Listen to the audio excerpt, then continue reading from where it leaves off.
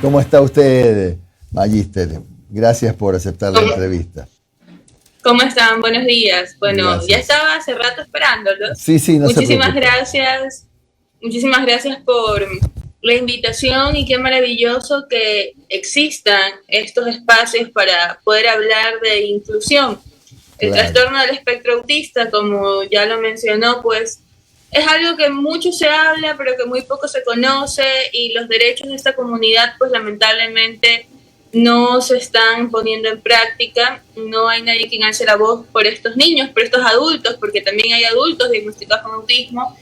Y estos espacios son maravillosos para poder hablar en sí qué es la realidad que ellos están viviendo. Claro, incluso Génesis, si me permite tutearla, eh, hay casos en que familias tienen en su seno a niños con autismo y no saben cómo detectarlo, y cuando sospechan una conducta que no es normal, no saben a dónde acudir, ¿no?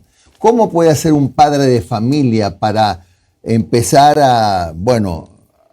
por lo menos a intuir que hay un problema de autismo y que este chico o esta niña necesita una atención especial? Bueno, yo recién soy mamá, tengo un año siendo madre, tengo un bebé de un año. Y he descubierto algo que antes no entendía. Los padres desarrollan un instinto que siempre nos dice algo está pasando, pero a veces los padres cuando sueñan con este bebé, cuando están en la concepción de crear un bebé, cuando nace un bebé, pues siempre tenemos como padres al pensar que nuestros hijos son perfectos, y cuando algo no está dentro de lo común, no de lo normal, porque en realidad no existe algo normal, pero algo dentro de lo común, cuando no está dentro de ese común, pues tienden los padres a negarse o en algunas Ujú. ocasiones pues a no querer aceptar que está pasando algo. Ahora, también sumemos a eso que en el Ecuador ni siquiera se tiene un protocolo para identificar o detectar el autismo. Aquí en el Ecuador el tema del autismo se está haciendo todo muy empíricamente. ¿Por qué? Porque los padres no saben si acudir al médico, si acudir al neurólogo, si acudir al psicólogo. Me han venido padres hasta con informes de terapistas de lenguaje cuando no son los especialistas para dar un diagnóstico como tal. Tenemos a pediatras que ni siquiera saben cuáles son los hitos de desarrollo, y cuando los bebés son chiquitos, su primer encuentro es con un pediatra. ¿Y qué pasa si este pediatra pues no está al tanto de cuáles son los hitos de desarrollo y se enfoca solo en que el niño se ha enfermado o no se ha enfermado? Pasa que me llegan a mi consulta padres con niños de 5 o 6 años donde los pediatras le siguen diciendo, tranquilo, el niño no habla porque es engreído, en algún momento va a hablar y en realidad está pasando algo. Ahora, el indicado para dar un diagnóstico del trastorno del espectro autista es el psicólogo clínico especializado en Ujú. autismo. Está bien que los padres busquen a un neuropediatra. ¿Por qué? Porque se ha detectado en la actualidad que hay una conexión en algunos casos de otras patologías orgánicas con el tema del trastorno del espectro autista. Recordemos que el autismo no es una enfermedad, es una Ujú. condición. Eso Ujú. quiere decir que tú en el cuerpo del niño no vas a ver nada distinto, sino que Claro. es una condición donde ellos perciben el mundo de una manera distinta. Es importante buscar al neurólogo porque descartas otras patologías, pero el indicado para dar el diagnóstico del trastorno es el psicólogo Ujú. especialista en autismo. Además, Ahora, Génesis, perdona la interrupción, además, Génesis, hay diferentes niveles, ¿no? Porque correcto, eso también es importante, porque correcto. Ahora, ¿cuáles son los síntomas más comunes que hay en el eso. trastorno del espectro autista? Porque también me llegan padres a la consulta diciéndome, Génesis, es que yo vi en Google, y ahora los papás se quieren informar a través de Google y lamentablemente Google te dice algo muy general. Recordemos que el trastorno del espectro autista, la palabra espectro, encierra a un sinnúmero de características autistas porque un niño no se parece al otro. Por eso es importante la evaluación psicológica.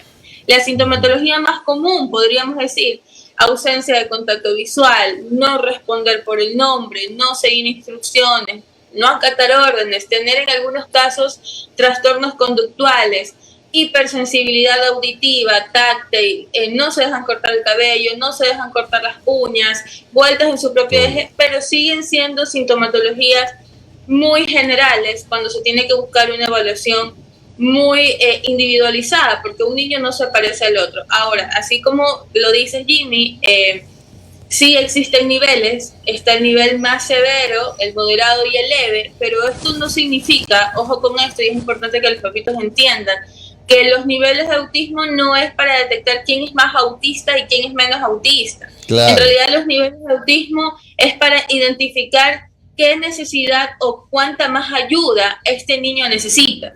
Si necesita mucha ayuda o necesita menos ayuda. Pero ese concepto donde el niño es más o menos autista es un concepto muy, muy errado. Claro, claro. Bueno, todo lo que tú estás diciendo, Génesis, lo he vivido. Yo tengo un hijo que manifestaba exactamente las mismas características que tú dices. Pero el problema mayor para los padres de familia es cuando ya a ese niño que a duras penas ha logrado a lo mejor terminar una parte de su educación, ya les toca entrar a lo que llamábamos antes secundaria. Y los colegios en este país, yo pongo en duda de que tengan inclusión. Muy pocos son los que tienen inclusión, poquísimos. 8 de cada 10, según veo en tus apuntes, y es cierto, de los que pasan ya a este siguiente nivel, no son aceptados en los colegios. Y no sé si hay alguna ley que los obligue, alguna norma que los obligue. A ver, tú te me fuiste muy lejos, te me fuiste al colegio.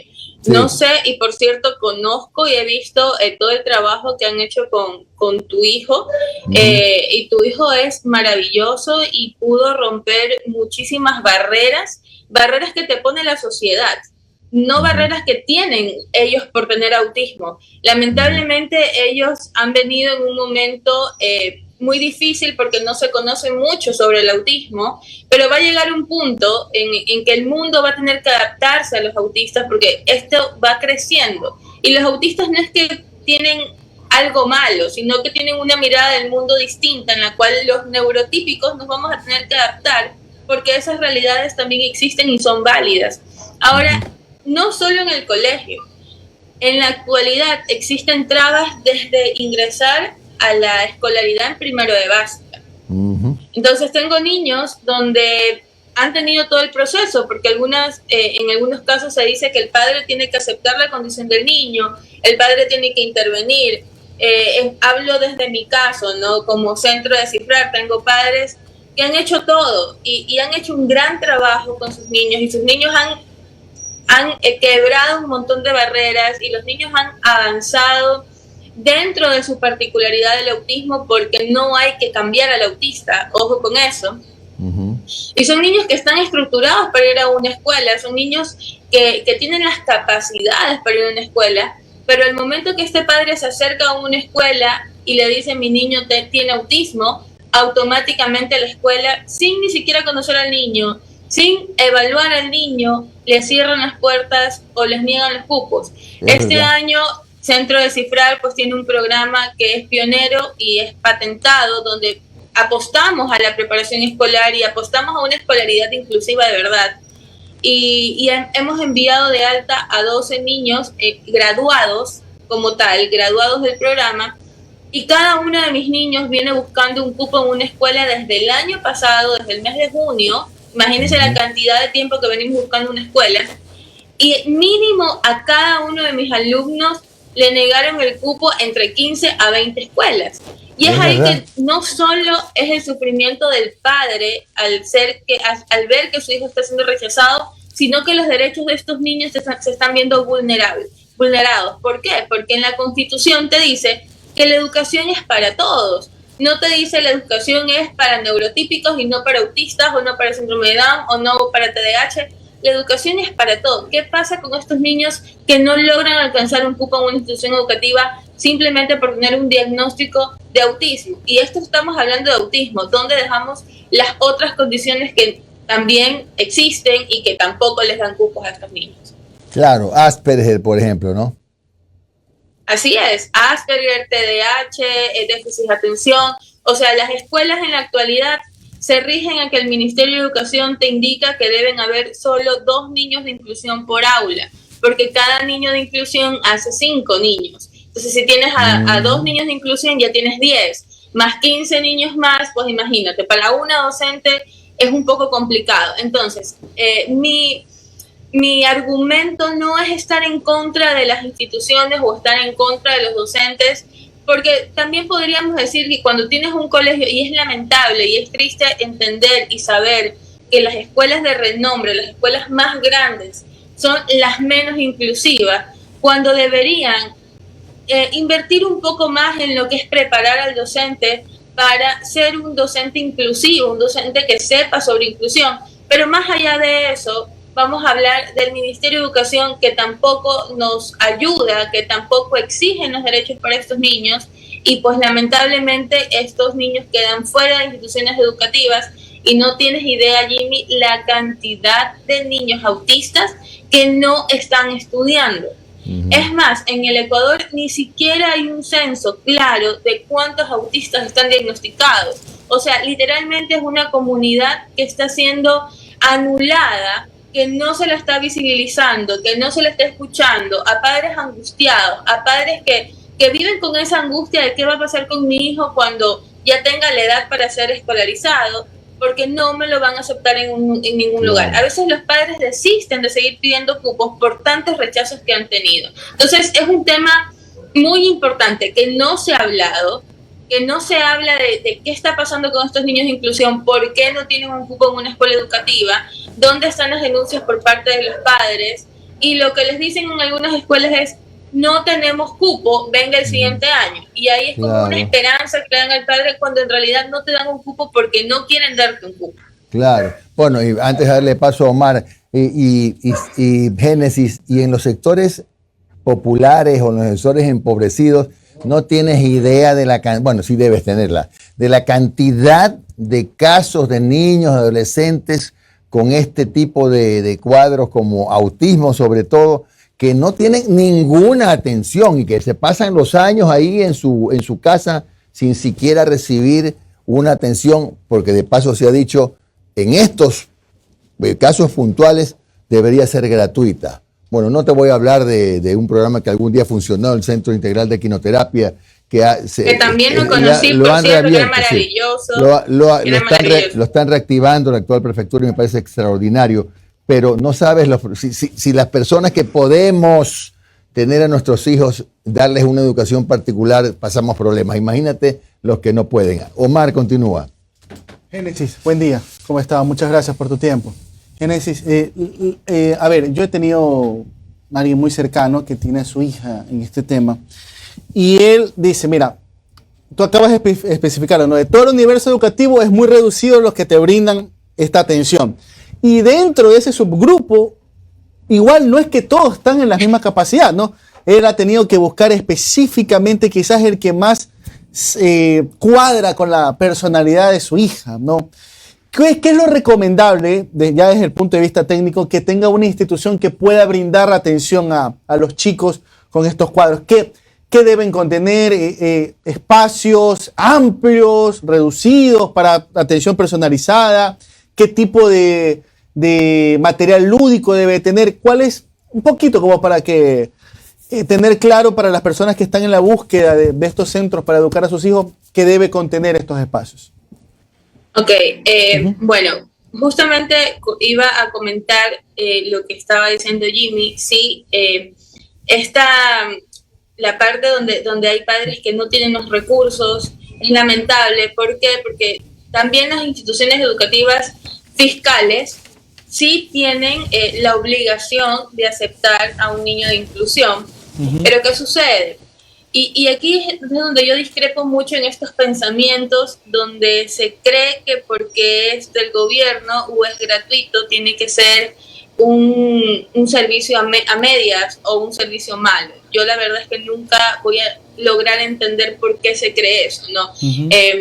Hay un centro que se formó para niños neurodiversos, y es un centro pues que tú lo ves en redes sociales y dices, wow, es fantástico, pero en realidad tú no sabes lo que pasa adentro. Hay una atención mediocre. Y lo mismo pasa con las instituciones educativas fiscales, que te aceptan al niño, pero la atención que se le da es mediocre. Eso quiere decir que este niño no se lo incluye, se lo deja a un lado. Si el niño quiere trabajar, trabaja, si no también, y pues simplemente le da un espacio para que el niño esté ahí. Y yo no entiendo por qué algo que es gratuito tiene que ser malo. No logro entender aún eso y por qué se da eso en nuestro país, pero lamentablemente las instituciones privadas, que son las que tienen los recursos para dar una atención un poco más de calidad, tampoco invierten en lo que es educación inclusiva. Entonces, lamentablemente ese tema está abandonado en este país, ni siquiera en lo fiscal ni tampoco en lo particular. Pero existen escuelas y muy pocas, son contadas. Yo creo que ni siquiera termino con mis dedos de las manos. Son muy contadas las escuelas que te brindan una atención, pero recordemos que las escuelas tienen hasta un límite. Entonces no van a poder abarcar con todos los niños de inclusión. ¿Qué debería tener una escuela una escuela que quiere ser inclusiva? Porque hay muchas escuelas que dicen ser inclusivas y en realidad no lo son. Yo me acuerdo que pasé en una ocasión por una escuela que tenía tremendo letrero inclusivo en la parte de afuera. Somos una escuela inclusiva. Entonces uno de mis alumnos fue a pedir un cupo y lo primero que le dijeron, ok, sí, le damos un cupo, pero tiene que venir con una tutora sombra. Y si la tutora sombra no viene, entonces el niño no puede ingresar. Entonces, claro, ahí la inclusión en realidad no existe. Ahora, Génesis, perdóname la interrupción, Génesis, hay mucha gente que está preguntando, el tema despierta mucha curiosidad. Aquí hay una madre de familia que me dice que a su hijo lo ha tenido que cambiar 4 veces de escuela, 4 veces de escuela. Mucha gente está interviniendo y hablando y está clara que en realidad en este país tenemos ese serio problema de que la inclusión está solamente escrita en algún papel, pero en la práctica no existe. Hay docentes que están escribiendo también y nos dicen que también otro problema es que a veces hay padres que no aceptan la condición de sus hijos y que también debe haber una contraparte, ¿no? Otra persona me pregunta dónde que conoce que hay algo que ayuda también a los niños con algún tipo de discapacidad, que son escuelas de natación. ¿Conoces alguna que funcione en Guayaquil? ¿O en Quito? Yo no sé dónde. Bueno, centros privados, un montón. Ya. Pero gratuitos, gratuitos no hay. No. Entonces, vámonos a estas personas, pues, a ver, estamos en Ecuador y la realidad es que son más las personas que viven al día a día. Seamos realistas. Son más las personas que viven con un sueldo básico. Inclúyele a estas personas que tienen un hijo con una condición y que las terapias son extremadamente caras y que en este país ni siquiera tienes a alguien que te regule. ¿Por qué? Porque hay disque profesionales que juegan con la desesperación del padre y traen un montón de inventos que no son científicos, que no son validados científicamente y le prometen al padre que van a curar al niño y el padre gasta en la desesperación porque ¿qué padre no quiere ver a su hijo mejorar?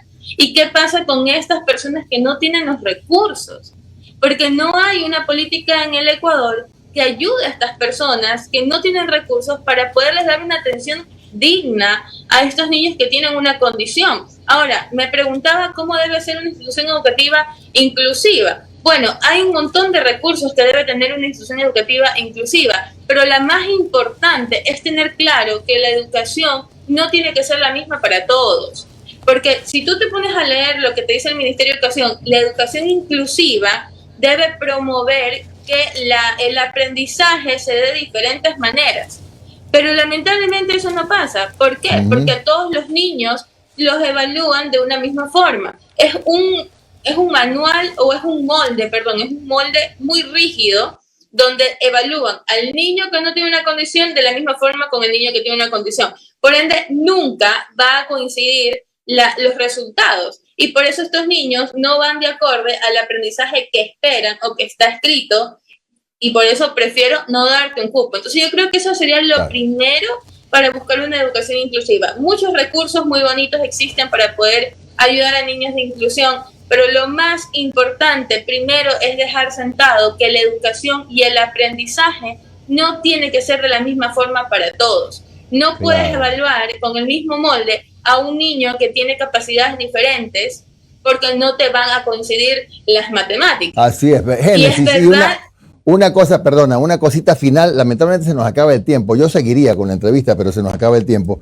Incluso hay un régimen alimenticio especial para determinados casos de niños autistas. No pueden consumir demasiados metales.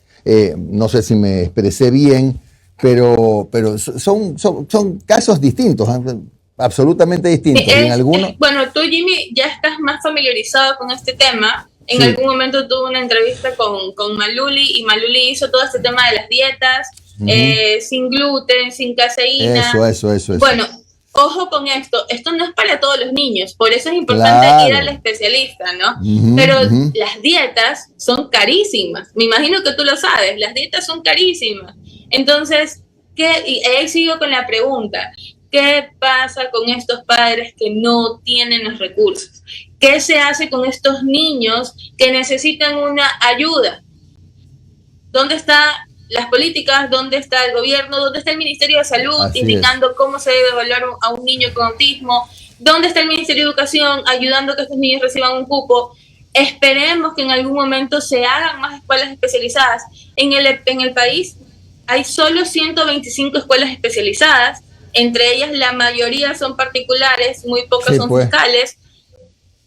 Seguimos con el problema de los niños que no tienen recursos y a dónde acuden. Bien, gracias, Génesis. Qué pena que se acabó el tiempo, pero habrá oportunidad de seguir conversando. La psicóloga Génesis Montes de Oca ha estado con nosotros hoy día y es directora del Centro de Cifrar. Ha sido un gustazo entrevistarte, Génesis. Un abrazo grande. Muchísimas gracias, que les vaya súper bien. Cuídense.